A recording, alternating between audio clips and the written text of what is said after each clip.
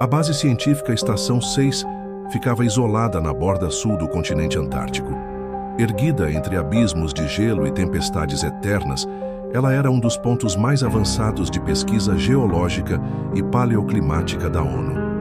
23 cientistas, turnos rigorosos, contato diário com o centro logístico em Punta Arenas. Nenhum registro de anomalia. Até o 10º dia de silêncio, chamadas ignoradas. Nenhum retorno de e-mails. Nenhum sinal de movimentação nos sensores de calor. 13 dias depois, um helicóptero com uma equipe de resgate foi enviado. Chegaram sob uma aurora estranhamente intensa, tons verdes misturados a vermelho, um fenômeno raro demais para aquela época do ano. Mas aquilo era apenas o começo. A base estava inteira. Nenhum sinal de ataque, de vazamento, de queda de energia. As luzes acesas, computadores funcionando, refeições quentes ainda nas mesas, algumas quase intocadas, outras ainda fumegando. O aquecimento central seguia ativo, portas abertas, cadeiras caídas, mas nenhum som humano. Nos dormitórios, roupas largadas como se tivessem evaporado de corpos vivos, escovas de dentes ainda úmidas, cadernos abertos com anotações interrompidas no meio de frases. Em um dos laboratórios, um alarme de baixa prioridade piscava discretamente, como um aviso esquecido. A equipe de resgate vasculhou cada canto. Nenhum corpo, nenhuma pegada para fora da base, nenhuma explicação.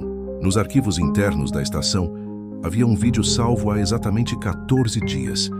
A gravação mostrava os cientistas em volta de um buraco aberto no gelo, sorrindo, conversando em vários idiomas.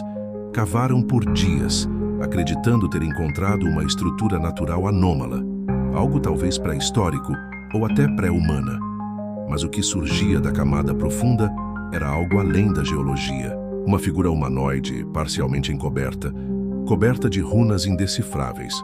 Os traços lembravam um homem, mas a pele parecia rocha viva. O rosto estava coberto por um elmo, ou talvez uma máscara. Um dos cientistas dizia: "Não pode ser recente. Isso é mais antigo que o Homo sapiens." Eles riam, nervosos, encantados com a descoberta. E então, um silêncio repentino. No vídeo, um dos cientistas olha para o fundo da escavação. Seu rosto se transforma, da curiosidade para o horror. Abre a boca, grita, mas nenhum som sai. Os outros olham para ele, e logo todos estão gritando, em silêncio. Seus olhos viram para trás, caem de joelhos. A câmera treme. Uma distorção aparece na tela. A imagem congela. Está se formando algo por trás deles. Sombras que não pertencem a ninguém. A última imagem visível é uma luz piscando no teto, e depois, estática. No escritório central, uma parede havia sido pichada com algo, com pressa, uma única frase, em várias línguas. Ele acordou antes do tempo. A equipe de resgate entrou no último setor da estação, o compartimento de perfuração térmica que dava acesso ao gelo profundo.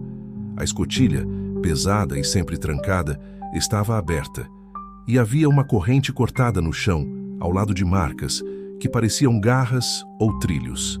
O túnel abaixo não constava em nenhum projeto. E mais estranho, não havia sido escavado com equipamento humano. Era orgânico. As paredes do túnel estavam levemente curvadas, com textura como se o gelo tivesse sido derretido de dentro para fora. Desceram. A cada metro, os rádios chiavam mais alto. Os batimentos aceleravam. O frio aumentava. Mas havia vapor no ar. Como se algo quente, vivo, estivesse abaixo. Um deles encontrou uma mancha escura no chão. Não era sangue. Era mais espessa, mais negra, como petróleo, mas pulsava com leve fluorescência. Quando tocaram, ouviram algo. Sussurros. Cada um deles ouviu uma coisa diferente. Vozes de entes queridos, cânticos, risadas, preces em idiomas extintos. Um deles caiu de joelhos e começou a murmurar palavras que não conhecia. Mais abaixo, a galeria se expandia em uma câmara. No centro, uma cratera. As paredes estavam marcadas com símbolos que não pertenciam a nenhuma civilização. E do buraco central subia um vapor lilás, lento, espiralado. O chão ao redor estava coberto por marcas de mãos humanas, e outras, maiores, muito maiores. Um deles apontou. No teto da caverna algo estava embutido no gelo. Uma estrutura, talvez um templo, talvez um túmulo, e do interior dessa estrutura vinha som. Um som impossível. Era o som de respiração, longa, profunda, como se o próprio gelo estivesse dormindo ou acordando. Então a luz falhou. Rádios explodiram em ruído branco. As lanternas tremularam e uma sombra se moveu entre os homens. Gritos, passos, correria. Mas ninguém conseguia encontrar a escotilha de volta. Era como se o túnel tivesse mudado, crescido, fechado-se. Um dos soldados, aterrorizado, gravou em seu comunicador. Não foi escavado, ele já estava aqui, enterrado, esperando. E depois, não acordamos ele. Ele acordou. Sozinho. Silêncio. E então, apenas a mesma frase repetida no canal. Ele acordou antes do tempo. Ele acordou antes do tempo. O helicóptero nunca retornou. Hoje, imagens de satélite mostram que a Estação 6 não existe mais. Onde antes havia uma estrutura, há apenas uma fenda profunda, coberta por névoa perpétua, com temperatura várias vezes inferior ao normal, e ainda assim, detecta-se calor vindo de dentro. Expedições são proibidas naquela área, mas em noites de aurora vermelha, disse que é possível ouvir respiração sob o gelo, rítmica, paciente, como algo que não deveria estar acordado, mas que agora espera.